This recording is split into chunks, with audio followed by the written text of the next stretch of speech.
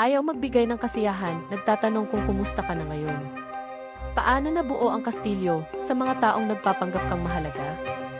Basta kung ano ang gusto mo tingnan mo, astig na tao, nakuha mo ito. Nakikita ko ang mga kasiyahan at ang mga brilyante kung minsan kapag nakapikit ako.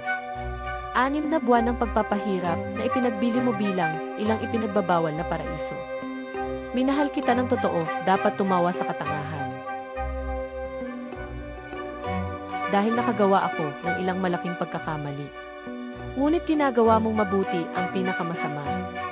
Dapat alam kong kakaiba ito, sa gabi ka lang lumalabas. Akala ko noon ay matalino ako, pero pinamukha mo sa akin na napakamuwa. Ang paraan ng pagbebenta mo sa akin para sa mga bahagi. Habang nakasubsob ang iyong mga ngipin sa akin.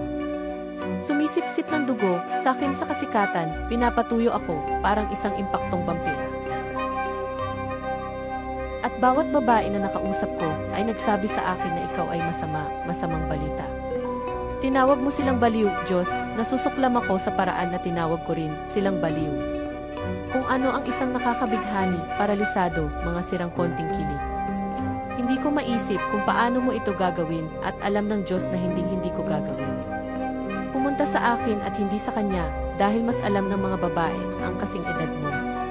Nakagawa ako ng ilang tunay na malalaking pagkakamali, ngunit ginagawa mong mabuti ang pinakamasama.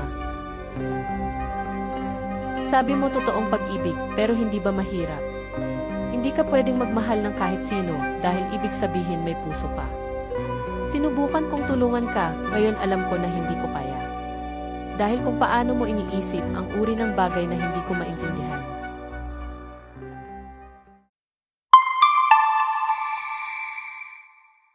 Ang T-Vampire ni Olivia Rodrigo ay tungkol sa pakiramdam ng pagtatraidor ng isang tao na ginamit siya para sa kasikatan at sariling kapakinabangan.